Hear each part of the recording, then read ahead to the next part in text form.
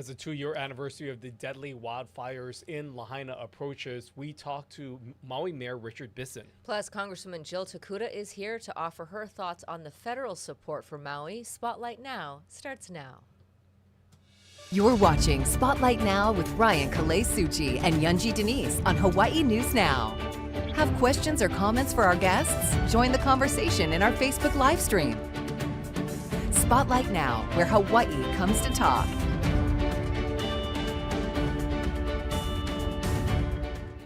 Well, hello, and thanks for tuning in here to Spotlight Now on Hawaii News Now. We will be focusing our show on Maui as we talk about some of the developments that have happened on the Valley Isle since the wildfires in Lahaina 2 years ago, and get an update from Maui Mayor Richard Bissen as well as Congresswoman Jill Tokuda. But before we get into that, we always want to encourage those of you who are watching both on air and online to engage in the conversation by entering your question and comments on Facebook at Hawaii News Now. And we want to welcome in our first guest, and that, of course, is Maui Mayor Richard Bissen, in for the afternoon to speak with us and give our viewers an update. Thank you so much for making the trip. Aloha, Yunji, Ryan, thank you so much for having me today. Yeah, we really appreciate it. We want to start with where we were yesterday, and then, of course, get to Lahaina and the recovery since. But can you tell us the latest on fires in Maui County right now? Yes, according to our fire department, we are at 90% containment. Currently, it's about 33 acres. And this is in the area of Ka'anapali Coffee Farms, the area of Pukoli'i, for those who know Lahaina. And yeah, they're continuing to monitor and, keep track of that right now, today.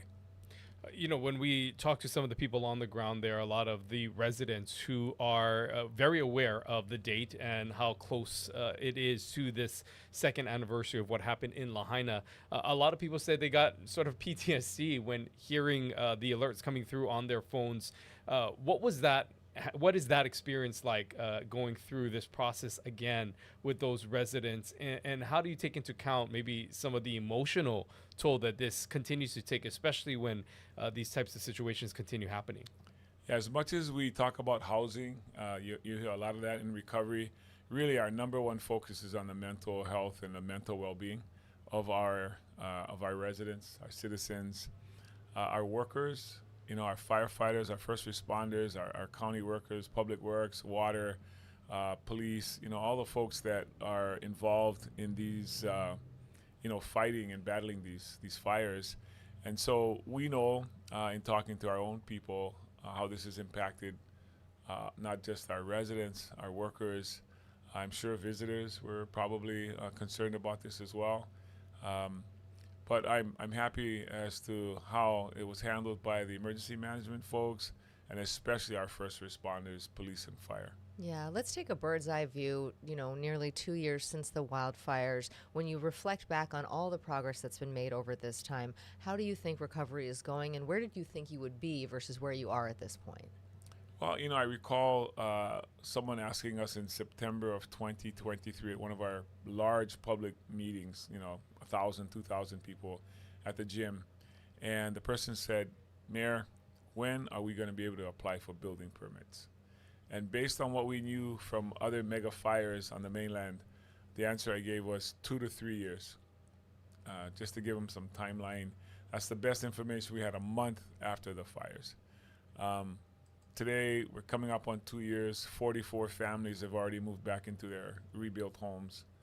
Another 400 plus, 430, I want to say, building permits have been issued. 270 homes that are in various stages of rebuild right now. I'll let other people decide if that's progress, good progress, slow progress. I'll leave that to other people to choose or decide. But we know 44 families are back in their homes, and that there are many, many others that are on the rebuild. Now, our hearts and our thoughts are with those that haven't gotten there yet, that have not applied for their permits, haven't received their permits, haven't been able to figure out the financing piece of it just yet. And we hope we can help fill that void with some of the community development block disaster relief funds that we just received.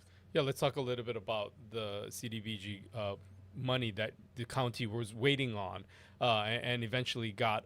What specifically is that going to be used for? How do you feel like that is going to help make the difference and fill the gap? Because from what we're hearing from some residents who are trying to begin the rebuilding process, a quote that was given maybe say a year ago looks a lot different now as how costs continue to rise and them now falling short of some of what it takes to begin this rebuilding process. Talk a little bit about specifically how this funds will help in those areas. Okay, I just want to manage expectations in one comment to start with. The CDBG DR money comes from HUD, and it's not for everyone. You have to remain eligible to fall into the low to moderate income or be in a vulnerable population. We've had these meetings with our community, very direct conversation about what this money was intended for. We hope it will help the majority of people that are seeking these funds. People are building at different stages depending on what they have available to do it. I do want to say that these funds, the disaster relief funds, we broke into 3 programs. First of all, the program is called Ho'okumuho, and within that we are allowing funds, allocating funds for rebuilding. Someone who lost their home, owns their land, to help rebuild their homes. Someone who didn't own a house or land, first-time home buyers, that's another category. And then those have already started and are maybe even completed a reimbursement program. Because there are folks who are saying, hey, I didn't get a chance to take advantage of that funds and I've already built my home. Then we're trying to work out, again, a category of reimbursement for those folks. So those are the 3 programs that we've started with, that we've announced that we're about to roll out. We're trying to hit a date of August 11th for that. But there are other programs as the community adjusts or tells us we need more needs here or there, we can make those decisions and those adjustments. UHERO came out with a survey recently, front page of the paper today, talking about where Maui is economically. What was encouraging was that it seems that there is a corner that has been turned when it comes to housing, that there are more people who are in stable housing than not, and that rental prices seem to have stabilized and actually are going down, not pre-fire levels, but at least from 6 months or a year ago. I'm forgetting the metric that they use specifically. The other piece of that we can talk about in a minute is tourism, and that has not bounced back to where they think it should be. But talk about the housing piece first. Sure. How do you feel like, how is it for families who want to find a rental home, and where do you think that is right now? Well, thanks to the state and the federal government, we still have temporary housing, the Kalai'ola and the Kilohana projects. So those are helping us house folks temporarily, and of course there's still some folks that are in rentals across the island. But these, what we're hoping to do is to speed up, accelerate through the expedited permitting process, allowing people to get back to their properties. Because for us, we're measuring success by one metric, and that is people returning to their property, the same people returning to their property. And that's how we're defining success, not just putting up structures. And we try to live by that and drive that through our policies and our priorities. But the recent Bill 9, issue that has come up that will be up for a final reading, could be as soon as next week or 2 weeks after that, depending on when the notice is posted for the public hearing. That's something that we were encouraged by out of committee. It was a 6-3 vote in favor of moving forward with it in the version that we have. I really want to stress, we are not the first community to do this. We are one of many communities that have done this, that have seen the value of doing this. And one of the effects is to have prices stabilize lower, including rents. Of course, we want to increase long-term rental options and opportunities for our residents. That's a big piece. It's also been reported probably by UHERO, CNHA, that there are more Hawaiians living on the mainland than living in Hawaii. And we're just as susceptible to that on Maui as any other community in Hawaii. And so for us, we want to try to, I don't want to say reverse the trend, but at least stop the trend by creating more places for our local folks to be able to live in, whether it's long-term rental or whether it's purchase. And I'm not just talking about fire survivors. I'm talking about folks that are struggling to find permanent housing and long-term housing. Let's talk a little bit about that, Bill, because it was obviously met by pushback from those in the community. We saw some heated arguments that were happening during these meetings amongst council members, as well as those members of the community who, some who are advocating for the short-term rentals, who say that it is part of their livelihood, as part of their ways of making income. And we saw sort of this division of opinion. What do you say to those critics who make that argument and make that case that even though for them this is an important investment for them to be able to have this revenue stream, but also for yourself, as you mentioned, trying to balance the needs of the community with overall housing? So I just want to stress, Ryan, we have over 15,000 short-term rentals on the island of Maui. It's 21% of our housing market, 21%. We're talking about 7,000 of them. So there's still 8,000 that are legal, that are being used, that are not impacted by this bill. Of the 7,000, there are about 6,000 that are out of compliance, about 1,000 that are in. And there are different ways people can find a pathway and a solution. But I just want to stress, it was never the intention of the administration to divide our community, which this has obviously done in some ways, at some level. The purpose was to preserve our community and keep who we have here home. That was what was the driving force. The arguments are legitimate. People make a living off of short-term rentals. You can make a living off of long-term rentals as well. No one is telling them they have to sell. They can rent long-term. Now, you won't make as much, it's not as attractive. But again, when people talk about their future and their investment, investments come with risk. These investments were in properties that were under an exemption. And after the legislature passed the law that said the county could now step in on these, we are now saying we're removing the exemption. But these properties were always under exemption. And many of them in the past were already used for long-term housing, but had gotten purchased and been switched to short-term. So we're simply trying to, stem the tide and, keep who we have in Hawaii. I understand people concerned about future earnings. We can focus on people's tomorrows or people's todays. And for us, we're trying to focus on the folks who are struggling today.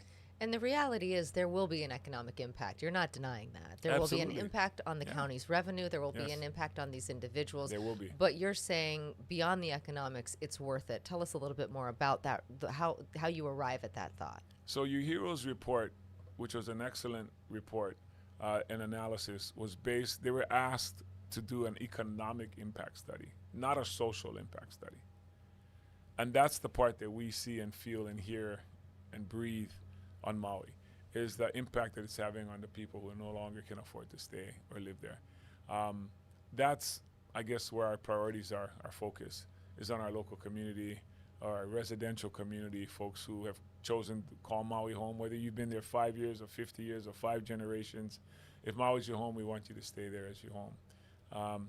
There are plenty of other short-term rentals available on the island. I just want to repeat that point, and other options that people have in our visitors. But the focus has been on the impacts on our residents. And that would ultimately impact some of those visitors. And as Yunji was talking about in that UHERO report that was made public today, there is talk of the tourism and the overall numbers. Your thoughts about where tourism is right now on Maui, and your thoughts about what it looks like moving forward as you balance this rebuilding process that continues, but also trying to recognize that this is a big economic driver for the island. What are your thoughts on where the state of tourism is right now for your island? My first thought is we don't have to choose between one or the other. We can have both. We talk about that all the time on our team. We can have both. We can have managed tourism, right? We can have destination management principles apply, which is being applied. There was the Maui Island Plan had agreed years ago, before I became mayor, that the ratio of tourists to residents was 33%. So one visitor for every 3 residents. We have exceeded, the highest numbers we've gotten up to is somewhere between 42 and 45%. That's a huge impact on our resources, on our roads, on our, just the impact on going to restaurants, going to places. I mean, everybody likes, a nice experience, and we want that experience to be one positive, not just for the visitor, but also for our residents. I'm not sure we're seeking to get back to those numbers if the sign of success is maximizing as many as you can. I think on the island of Maui, in the county of Maui, I should say, we strive for, the visitor, the high-end visitor, the return visitor, the ones who pretty much call Maui home every year that return, and not necessarily the quantity, but the quality of visitor who adds value to our community, who's also interested in learning about our culture. Some of them will help plant trees up at Pu'ukukui, and there are other experiences that they'll take part in, which we welcome. And again, I don't think we have to choose local or visitor. We can have both. And, we want to diversify the economy. We want to have more of our young ones doing technology, ag, and other things besides tourism. But tourism is definitely not going anywhere. It's the driver of our economy. We know that, and so we want that to be a pleasant experience for them. And part of that is managing the numbers of people on our small island. Let's talk about the plan for Lahaina Town and where you hope that is going. Tell us about the community engagement and what those plans look like and how they're being executed. Well, a big piece right now that we're focused on is the Community Development Block Grant Disaster Relief Funds, which John Smith is our administrator. You had John on with Josiah a couple of shows ago, and he's taken the lead on the Office of Recovery. For us, it's about getting these funds out that we waited about 19 months to receive, to get the authorization, I should say, and then actually received it I want to say sometime in June. So we have those funds available. I don't know if I answered your question earlier, Ryan. 900 million of that is going to housing. We've set aside 900 million out of 1.6 for housing in those different programs. There are 6 areas that we're focusing on, including economic revitalization, infrastructure, et cetera. The infrastructure piece we're excited about, Yunji, because that's going to help us with the commercial properties in Front Street, where we can put in the infrastructure that's necessary for them to put up their structures. They can hook up their laterals to our system and be able to, rebuild. They have been so patient. They have been so patient with us. There are things that are out of our control, like when we received the federal funds that we're relying on so much. I should also add these DR funds are critical because it's the only federal money that you can use to leverage and match for more federal funds. The only one of its kind. And that's why these are so precious, because you can leverage that to increase the amount that you've already received. So we have people focusing just on, applying for other grants that we're eligible for. But again, our recovery is, a lot of people are focusing on the building and the structures. For us, it's continuing to instill hope in our community that there is a pathway. There will be a pathway for everyone. I did want to thank the governor for approving the global settlement that has happened, which we hope people will start to receive disbursements very soon. Those funds received by Lahaina people will not count against them in receiving DR funds. So, there is a duplication that has to be met in FEMA funds and maybe SBA, but not for this particular funding, which also adds to the flexibility of the program. But with those funds, again, the governor put a team together of folks. It was phenomenal. I work in the field of law in my former career, and I was completely astounded by how quick that settlement happened and how large it was and how much it encompassed. But I think the real test is getting it to the survivors, and so they can rebuild. And I think some folks are waiting on that, and some people were waiting for DR funds. And I think we're at that tipping point now where we can try to implement. So going back to, as you mentioned, having the funds now to be able to really lay the foundation for that infrastructure that will allow some of these commercial spaces to return to Front Street. What does that timeline look like? And what have the conversations been like with those who are interested in building their business back on Front Street? What that will look like and how you manage, just the expectation of that whole piece of the commercial side of what returns to Lahaina and what changes?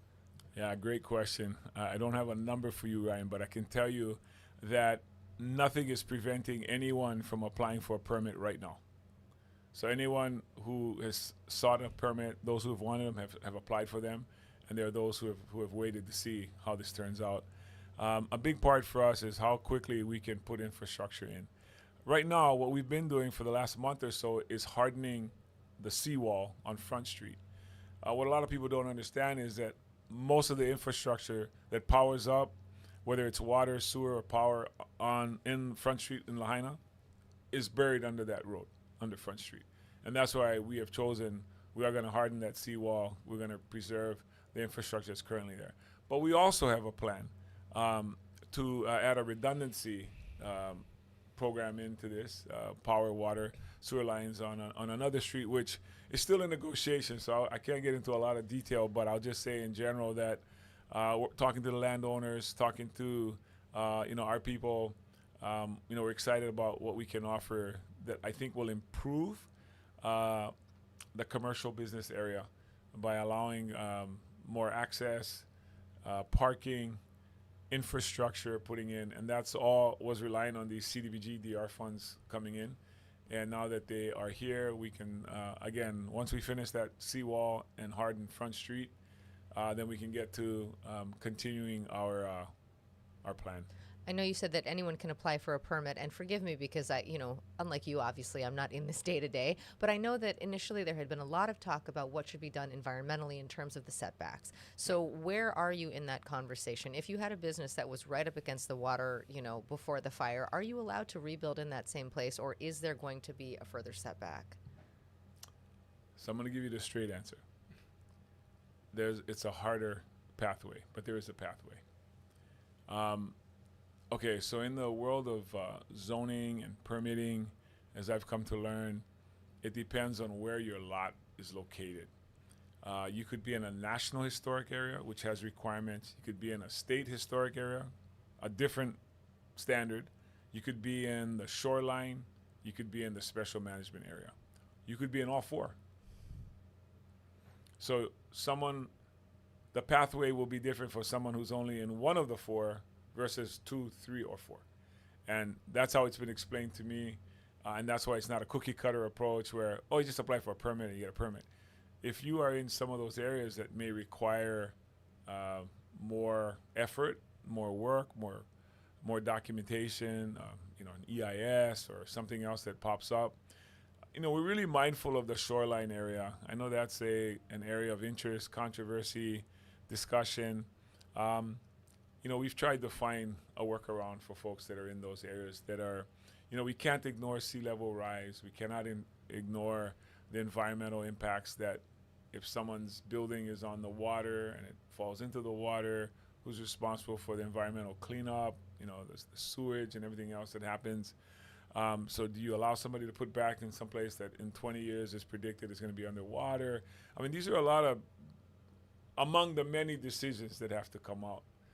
Policies, decisions, because of course we know people are very close to their aina, they're close to their genealogical and generational properties. I have to tell you, those are the things we struggle with to try to make sure we can find a solution for folks who have already suffered so much. So a lot of what you are talking about is obviously relied on federal funding, and I'm wondering, as you've had conversations with the transition during this natural disaster between administrations of the Biden and Trump administration, and we'll be speaking to Congresswoman Jill Tokuda in a little bit about what she's experienced as well. Have you noticed a change in funding as we hear on the national level of cuts, departments going away, things that have changed during the Trump administration? And you also saying that it took 19 months for the CDBG funds to be released from the federal level. What's your comfort level with the way in which funding from the federal level is coming into Maui County? So I can just report that we have not had any direct cuts from a program that we were receiving money from the federal government that got taken back. However, there are some programs that we're in the process of applying for that have been either denied or the money removed from that pot and moved somewhere else. So I would say that that's happened. I think for us, the governor has pretty much taken the lead on dealing with the federal government. And I think maybe having too many voices might not be the best strategy. He's established, talks with the president, with the Administrative Homeland Security. I know others. He's been informing the rest of us mayors, me in particular, as our recovery, how those talks are going. And again, I think this is a real finesse diplomacy that has to happen. I'm not the one stepping into that right now. I'm just trying to focus on our town and our place. But I think the governor has been doing the best he can to establish those lines of communication that can benefit the rest of us. And again, and I know Congresswoman Tokuda is gonna be able to share a lot more since she's there every day in the fight, and she's also been just tremendous for us. The help that she's given us from the very beginning. I don't know if anyone knows this, but she ran the first federal government response at the Lahaina gym by bringing in folks to get passports, folks to get mail changed, any of the federal agencies. She gave them a call, and the post office, I guess is what I was trying to say. They all came in there at her call, and that was within a couple weeks, I would say, of what had happened. And so she has, from the very beginning, has advocated for us, but not just through talk. She's actually been out there. In fact, one of the events, she was handing out the bentos at the front gate when everybody else was in the, enjoying the inside. And so I just know she puts her money where her mouth is. We'll look forward to our conversation with her. I want to ask you, one of the other things that had been discussed in the early days after the fire was the idea of land swaps for folks who had maybe some of that shorefront, that oceanfront property and perhaps wanted to relocate Mauka. Yep. Is that still part of the discussion now? Great you asked that. So I would say we pivoted from the land swap and did land purchases instead. And so what the county has done, I want to say maybe 5 or 6 properties that we've purchased that were strategically located to either help us extend a road or add to the evacuation situation that we had also talked about early on. We also extended offers to folks that do own shoreline properties. If they'd like for the county to purchase it, we would maintain it either as a wayside park or an open space. So not use it to put a building on and not to sell it, obviously, but offer someone a pathway to sell their property if they were not intending to rebuild or wouldn't be able to find another buyer. I mean, certainly they can sell it to whoever they want, but that was what we decided to do, was use our funding to purchase properties. We didn't do the land swap.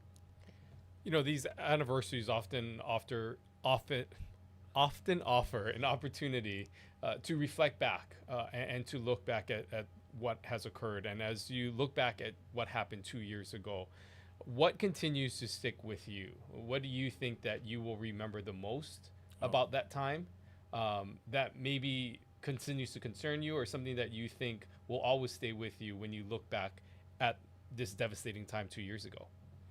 I think the 2 things that jump to my mind immediately is the gratitude that we have for all the help. We got help from around the world, so much. You probably couldn't even fathom how much and how quickly and how selflessly people reacted to us. Not just elected officials and not just our county workers and staff, who I want to comment on, but total strangers. Strangers helping strangers, later becoming friends, people offering a handout, people catching boats and jet skis from Molokai, Lanai. I think I'll always remember that initial just push, and that's stayed on for a couple of years now, going on. The second thing I think comes to my mind is just the resilience of the Lahaina community themselves, the folks that make up that town. They know who they are, they know where they come from, they know their legends, they know their winds, their waters, their mountains, they know everything about their community. So when they're generational, they're generational. And for them to hang in there despite all the loss that they've experienced has also been very, it's helped us, right? It's kept the rest of us propped up, saying, well, if they can go through, we can obviously help them as someone removed, one step removed from what they've gone through. And then sort of the combination of that is our own county worker staff, including the 89 or so who lost their own homes, who became themselves survivors as well as workers. And so for me, those are the things that I think are most important, is how much the community came together, stuck together, and there was a lot of outside chatter. There are a lot of opportunists who come into a disaster. I can just tell you that right now. A lot of people come in thinking they can make a quick buck or talk you into something. And, you know, as the mayor, your job is health and safety of your community. And part of that is protecting them from opportunists that come in. You just assume people are going to come in and offer that they're there out of genuine help. And you got to sort of distinguish who's with who. And so all those guys that genuinely came in to help stick in my mind, and a few of the ones that wasn't their real motive, you know, trying to keep them away from our community. I'm interested, you know, you said at the beginning that your metric is a single metric, and it's how many people who are from there are moving back and get to stay. When you look at that, how do you think you're doing? You know, I'm gonna let somebody else decide that for us. I don't want to make that prediction or that call. I know every week we're getting more people back on their land. I know that for a fact, and that was the whole idea, is get people back, and the quicker the better. Some people were more in a better position to be able to afford to get back, build back. As you said, the prices were high and they're climbing. You know, whatever help we can do now with these funds that come in to get more people on land. You know, we want to hit the multifamily dwellings as well. There were 11 of those that burned in the fire, so we want to help get funds. Some of those are state-run buildings that we've committed to, as the county, to giving the funds to rebuild those. And I just said it on the air. It's happening. It's going to happen. But we want this to be, like I said, you know, get our folks back to their home and their land. When we asked everybody early on what they were looking for, the answer that just kept being repeated, and these are people not next to each other to hear the other person's answer, was, I just want to be with my neighbors. I just want to be back with my neighbors. You know, before we let you go, I do want to just ask you, because it is become a lot of news over the last few weeks, is Chief of War. The first few episodes focus on the island of Maui. Yeah. Your thoughts about, you know, your island being depicted there, but just overall, your thoughts of how this series could help to elevate Hawaiian culture, language, as well as, you know, community and those who are interested in, you know, outside of Hawaii, seeing, you know, what this is all about. Yeah, we had a premiere on Maui. It was nearly packed house at the Maui Arts and Cultural Center. It was a great, I mean, you could just tell by the audience how much energy there was. I thanked Jason Momoa. He wasn't there, but I thanked him in my words because, you know, he brought honor to himself, to his family, his ancestors by taking on a project like this. It was incredible for it all to be in Olelo, Hawaii, the first series, the first episode. We're looking forward to the rest of it, but I will say, as a Maui guy, Kahikili was not depicted in a way that some of us growing up thought we knew, and so you know, we're kind of like, oh, interesting. But Kiana, he obviously was, you know, I know a real person that lived. It was very educational to learn because, you know, you think you know a little bit about something or something else. So it was very eye-opening. But I got to say the story on Kaikila was kind of hard to take as a Maui guy. Thank you so much for being with us today. Just one final thought on what you hope people remember on August 8th this year. The 102 folks that we lost. Yeah, that's what it's all about. Of course, we're happy with those who have been able to move back, those who will continue to move back, because we think we're going to start seeing a clip where that's going to start, you know, people, like I said, the 270 different stages of build. We're hoping those guys can get back home. But we're always going to remember what we lost. Okay. Maui Mayor Richard Bissen, thank you so much again for making the trip. Thank you for you. being here. We'll be joined by Congresswoman Jill Tokuda right after the break. You're watching Spotlight Now.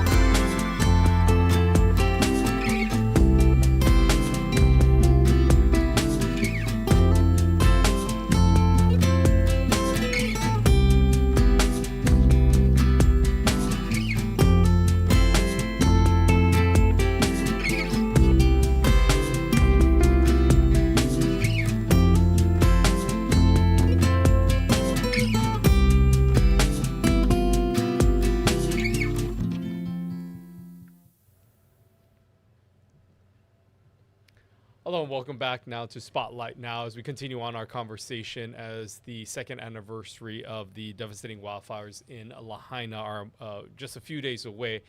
We now will bring in Congresswoman Jill Tokuda, who joins us, who is actually on break and within district. So we thank you for taking time to join us. It's good to be home. Thank you. Go ahead. Oh, well, let's start off, just talking about, continuing the conversation that we had with the mayor about the recovery efforts and what you're seeing on the ground as someone who represents specifically that community and that district. How pleased are you, or what is your assessment of where Lahaina is right now as this 2-year anniversary comes on in this recovery mode? Right. Well, I think it's a tricky question for a lot of us that have been there from the very beginning and pushing so hard. I think all of us want to be, farther along, doing things faster, getting people back home where they want to be, where they belong. But I have to say that the response from the federal government, I believe, has been a strong response from the very beginning, making sure that they had boots on the ground, resources quickly available to be able to clear debris, rebuild schools, transitional housing, get people from hotels into, to shelter, working hand in hand with our county and state agencies, within the first days of the fire, seeing that camaraderie and sharing between the federal government, the state, and the county. You don't always see that kind of thing, even to the point when you went to the morgue and seeing that intensity, that they were all so solely focused on the same mission of making sure that people had closure, they had information, they had answers. That kind of tri-government commitment isn't often seen, and it really came to bear in the Maui wildfires. And so I am pleased, but as always, and I'm sure just like the mayor, we want more, we want faster, we want it done right. We want it done with aloha. And so I don't think we'll ever be quite satisfied as to where we are. We just got to keep pushing out there for people. The mayor did say that his metric is how many people who are from there can stay there, can move home. What are the areas that you look at? How do you measure success?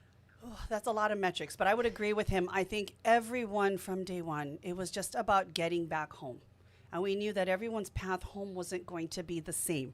It wasn't going to take the same amount of time, but everyone deserved and needed to get back home, even knowing that home is going to look completely different from what they left. I mean, everyone wants to snap their fingers and be back before August 8th. 2023, but that's not going to happen. And so I do think that is a powerful metric. For me, it's making sure that we meet people where they're at.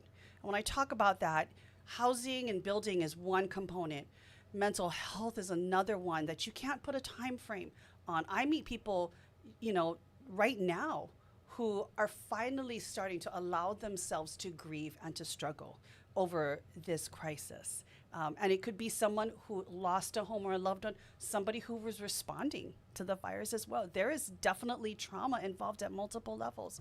It's the economic indicators that we look at, businesses being able to rebound. Most of our businesses, remember, we're still recovering from COVID when this hit, finally coming out of it and now being hit with yet a second wave of disaster. And so there's so many different metrics that I look at that I really believe part of what my job is to meet people where they're at, because it is different for every person, and to understand what those diverse needs are, from mental health, from physical health, from housing, economic and small business support. And even when we talk about housing, we have to make sure that everyone can go home. And I know the mayor has a hard job right there trying to accomplish that, but everyone, no matter where you lived, by the shoreline, further inwards, renting, owning, people need to go home.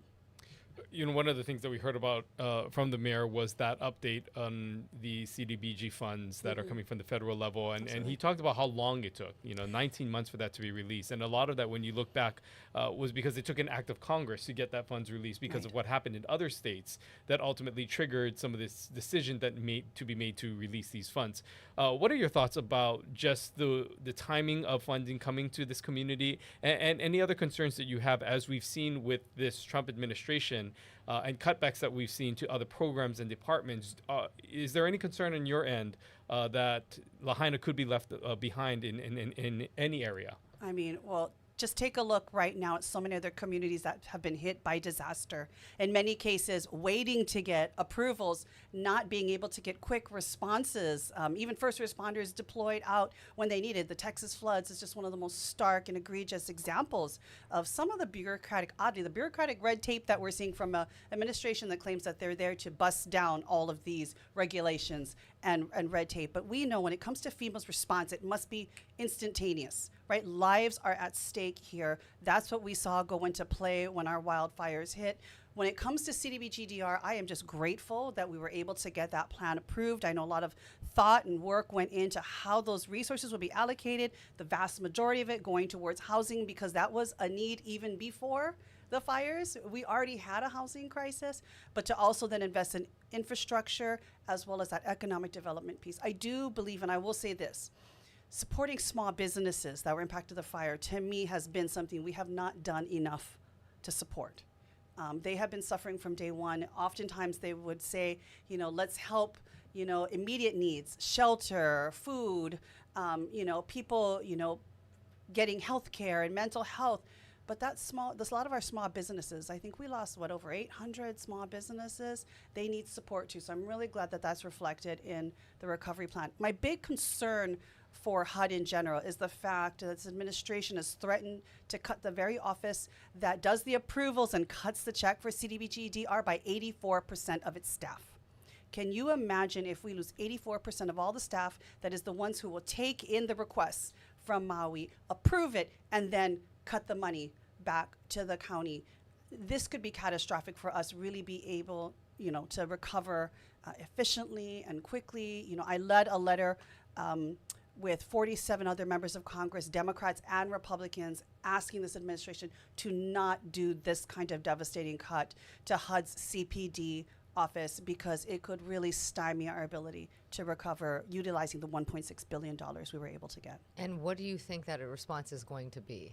Well, so far, knock on wood, they have not, as far as I can see, cut to those drastic levels. But it speaks to a bigger problem throughout many of the agencies. You have seen DOGE, as well as the deferred retirements being accepted by some, really reduce the federal workforce. If we don't have the capacity to be able to be on the other line of the phone and answer questions both people and government have, be able to do the approvals, be able to cut the checks, that is going to slow down progress in all areas of government. And so that's been something we've been raising the alarm bells on throughout the federal government, where we see cuts. Obviously, HUD was one that was really important to me, given all of the money we were able to get for Maui. But when you look at the Small Business Administration, you look at EPA, when you look at so many other agencies, USDA, that have been cut, when people need help and they need answers, there may not be someone there to answer the phone. Well, and when I hear you talk about that, and you list a litany of agencies, and we have had people from all, the University of Hawaii, people in government, whether it's at the state or the federal, state level or the county level, everyone is very worried about what's happening in the priorities of the federal government. How are you deciding what fights to prioritize? Because it just seems like there's a lot of fights to have right now. I know, every morning you wake up and you're in Hawaii, 6 hours time difference, and who knows what happened while you were sleeping. For myself, it really has been focusing on our social safety net and the decimation of that social safety net. Some of the most basic kitchen table issues that Hawaii people were already worried about from the very beginning. Can they keep a roof over their head? Do they have health care for themselves and their children? Can they eat? All of these very basic things. Can they get an education for their children? And then when you take a look at $1 trillion in cuts to Medicaid, $500 billion in Medicare cuts, hundreds of billions of dollars, SNAP, EBT, that's real food money, Pell Grants, student loans, cut.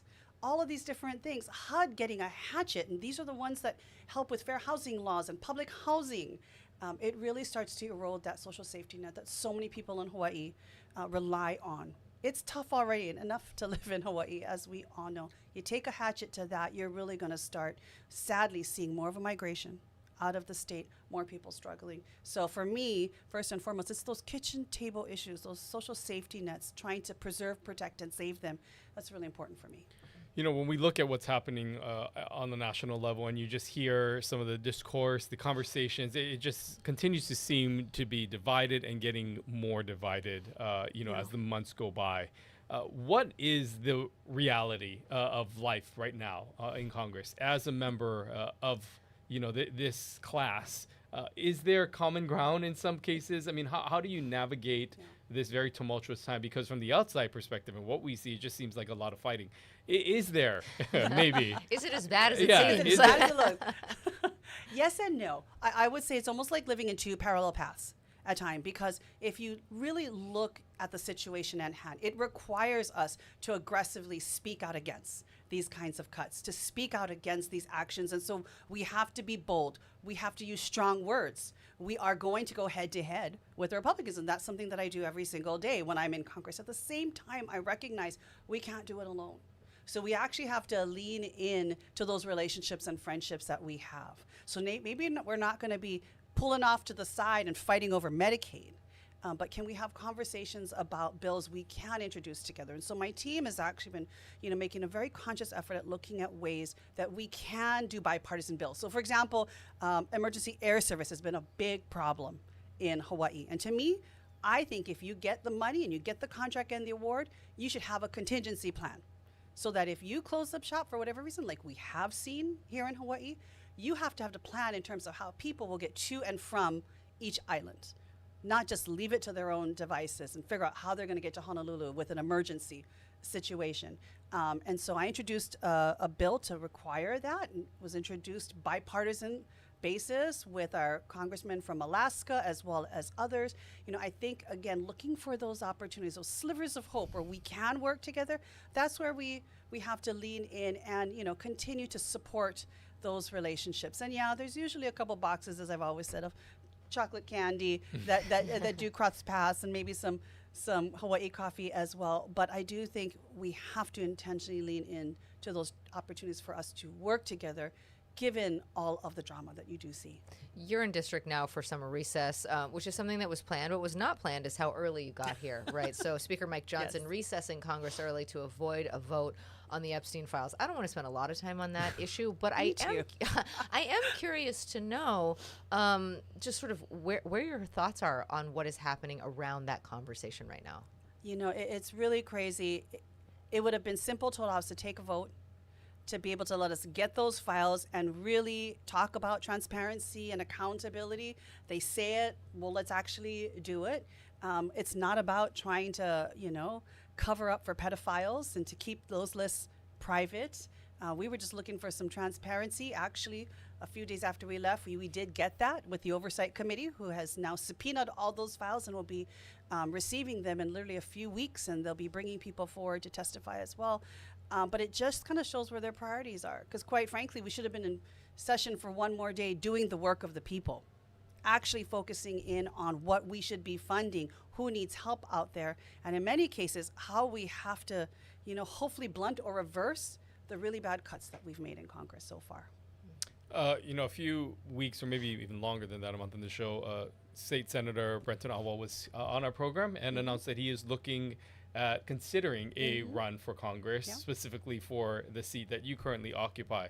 I'm wondering your overall reaction to him jumping into the race and a challenge from the GOP in this way, and the arguments that he makes, where he says that there should be someone of the majority party in Congress to represent Hawaii.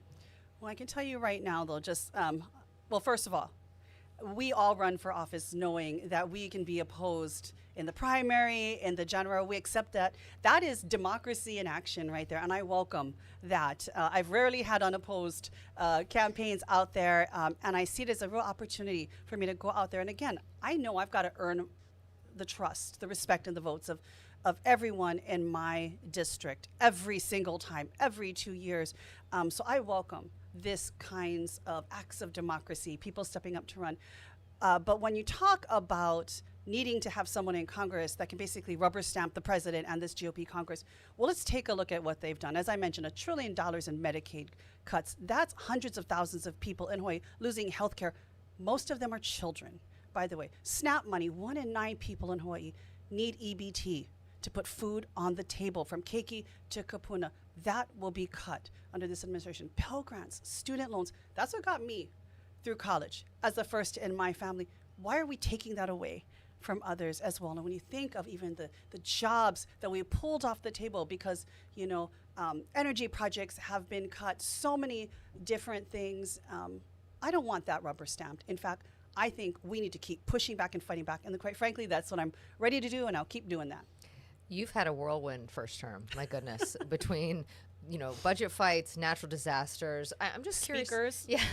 Yeah, that's right. And at the same time, you have a school-age child here in Hawaii. Two, sorry. And so you are still, an active and engaged mom, flying back and forth. I hear that you're always on the plane. That's so I'm just curious, on a personal level, what this time has been like for you. Well, it has definitely been a whirlwind. And you mentioned my sons. I have a rising senior. Is that what they call them now? Soon to be senior and sophomore in high school. But I fly back and forth for them. Not just to come home to do all the mommy do lists. I just got senior pictures done. We're doing the Common App now. Please tell me any advice anybody has, because I'm struggling here. But really, it is for our kids. Right, going back and forth, dealing with this craziness, this insanity, multiple speakers votes, getting right to the edge of defaulting on our debt, shutting down government. It's about our kids. It has to be about our kids, leaving a better future for them. And when you pass big, ugly bills that give trillions of dollars in tax credits to billionaires and adds $5 trillion in debts that will be saddled by our kids and our grandkids, paid for by them, looking at my babies reminds me why we fight even harder every single day. We're doing it so that they don't have to inherit that debt, so they can have a chance at a good education. So kids here in Hawaii or across the country don't have to worry about where their next meal come from. And sadly, that happens every single day, even right here in our hometowns. And so coming home, looking at my kids, spending time doing my mommy things, that's just fuel for me to take right back to Congress and fight for those things that moms everywhere across this country care about. As we wrap things up, I do want to just circle back and as we focus the show on Lahaina, just your thoughts about where things are at, 2 years later, how hopeful you are about what this rebuilding continues to look like, and maybe just your message to those who have been impacted by this, that continue to, face challenges. Yeah. Well, I remember a question I was asked in the very beginning, at one of our very first federal disaster fair that we did, and I was asked the question, what was my takeaway then, 2 years ago? And I still remember the answer I wish I would have given. The people of Maui are the strongest people I have met. When they say Maui strong, they absolutely mean it. And you heard that from the mayor as well. The resiliency, the grit. Most people who had to deal with any kind of situation like they did would have quickly crumbled. But till this day, they stand up, they hold each other up. They give us hope. They give us the energy and inspiration we need to keep fighting on their behalf. And we're not just fighting on their behalf, they're fighting right there with us to make sure that Maui can be rebuilt, that everyone can come home. And so, as we hit this 2-year mark, I am no less resolved than I was the day after the fires, that we are going to do this together. Hawaii is going to show people across this country that when you lead with aloha and you support each other, we all win in the end. And so it's going to be a tough week, an emotional week, I think, for all of us, but just so blessed that I have the opportunity to stand and walk with these people. Congresswoman Jill Tokuda, thank you so much for joining us today. We really appreciate your time. We know that you are so busy in the district, so we really appreciate it. Thank you. Stay with us. You're watching Spotlight Now. We'll be right back. From the moment you wake up. Hawaii News Now brings you the stories that impact your day. With more on the breaking news, we go live to Casey Lund. Ready with the push alert? I'm going live. We have an update to the breaking news we brought you this morning on Sunrise. Okay, guys, as soon as this wraps, toss to Mahia. And we've been covering this story all day. Now we go live to Mahia for a new development. Stand by for breaking news. They just captured the suspect. That's confirmed? Yes, sources just confirmed it. The news you need the moment it breaks. Here on Hawaii News Now.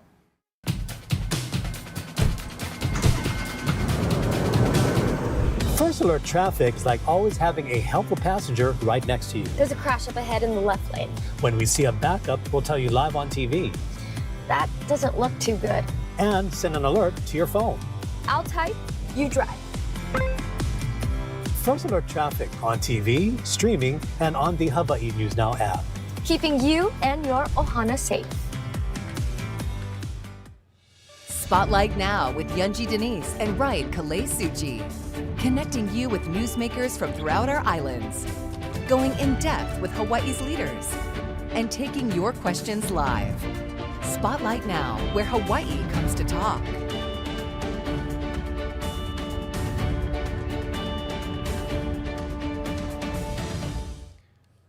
Well, we want to thank our guests for joining us here today, both Maui Mayor Richard Bissen and Congressman Jill Tokuda, as we focus in on Lahaina as it comes to that 2-year mark. And you really got a sense of optimism and hope as they talked about that rebuilding process. I believe 44 people already living back in that community. And you heard from the mayor just the plans that move ahead and how a lot of that will rely on some of the funding that has just been released. Yeah, we're talking about over $1 billion in funds that is coming from the federal government and how meaningful that will be for the recovery. It really does feel like we are at a turning point when it comes to the Lahaina recovery, and we're about to see a lot more progress moving forward. That said, still a lot of discussions to be had when it comes to what Front Street should look like, how much commercial build can happen up to the shoreline. Still a lot of things to be worked out. And you heard there Congresswoman Jill Tokuda still fighting for those federal funds and concerned about HUD cuts and what that could mean for the distribution. Yeah, we'll continue to keep track of all the developments that are happening on Maui and encourage all of you to stay connected with Hawaii News Now as we remember 2 years later after those devastating wildfires. On the next episode of Spotlight Now, we'll be switching gears and talking to DOT Director Ed Sniffen about some of the transportation issues. Yeah, we saw a lot of gridlock when it came to the tsunami evacuation. So what has the state learned since then? We'll also be catching up with OHA Chair Kai Kahele. Make sure you tune in next week, Tuesday, right here to Spotlight Now.